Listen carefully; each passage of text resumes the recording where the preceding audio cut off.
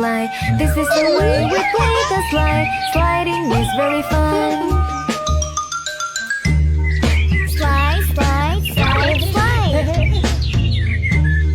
Slide, slide, slide.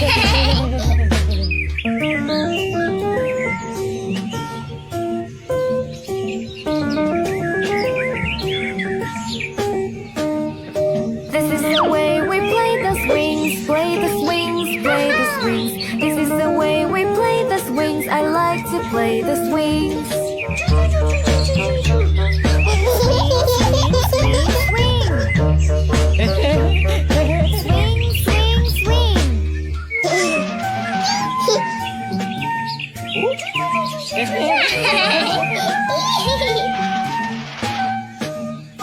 This is the way we play soccer, play soccer, play soccer. This is the way we play soccer. Soccer is very fun. Kick, kick, kick, kick. Kick.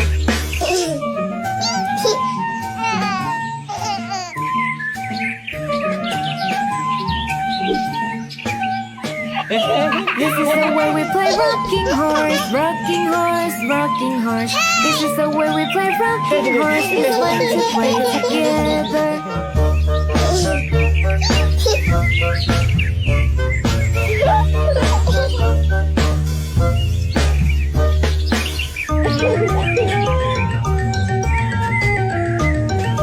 This is the way we move up and down, up and down, up and down. This is the way we move up and down. Seesaw is very fun. Kick, kick, kick, kick. Kick. This is the way we play rocking horse, rocking horse, rocking horse. This is the way we play rocking horse. It's fun to play together.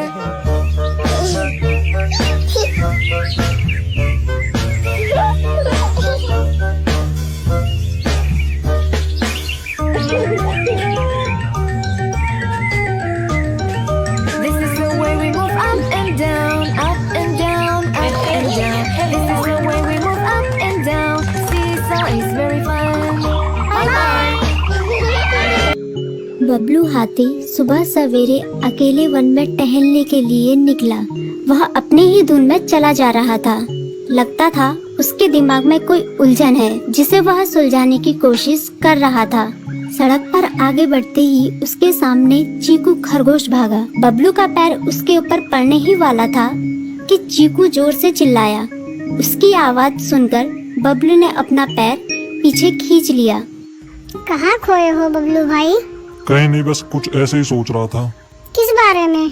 तुम जानकर क्या करोगे? शायद मैं तुम्हारी कुछ मदद कर सकूं। तुम तो जानते हो आजकल वन में कितनी चोरियां हो रही हैं, पर चोर का कोई अता पता ही नहीं है। इस बात को लेकर वन के सारे प्राणी चिंतित थे। वे वहाँ खुद को सुरक्षित महसूस नहीं कर रहे थे।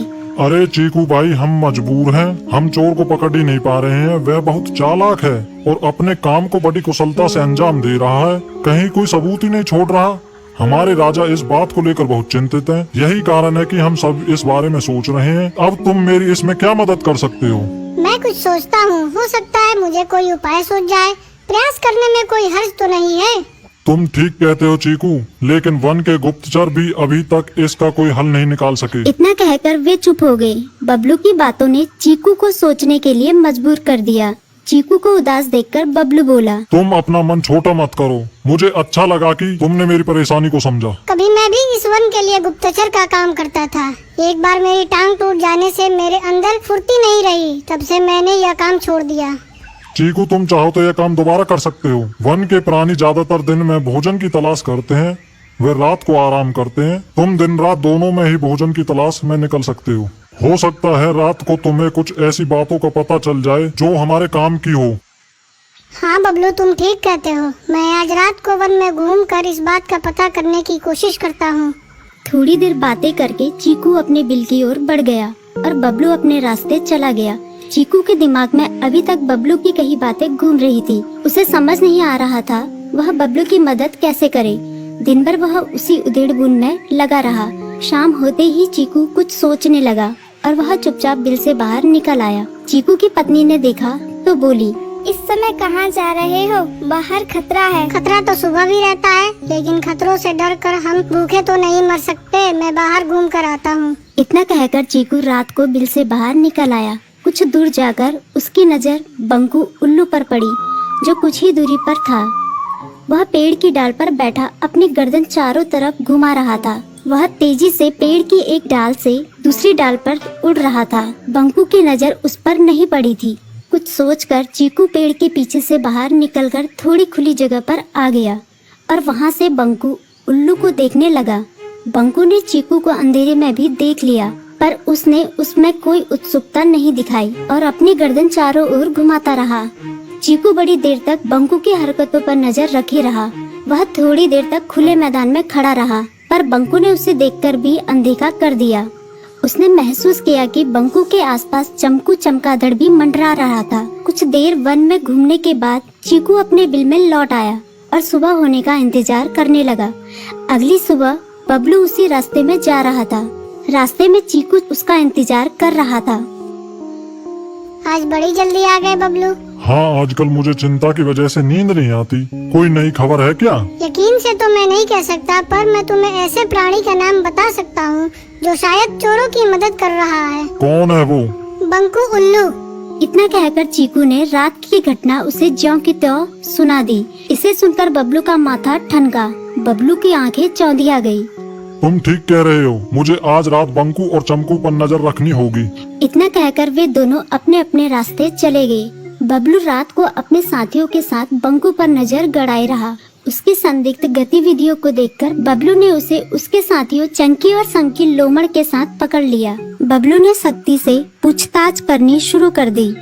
तुम इस समय बंकू चमकू के साथ क्या कर रहे हो? हम चारों दोस्त हैं, इसलिए साथ बैठकर बातें कर रहे हैं।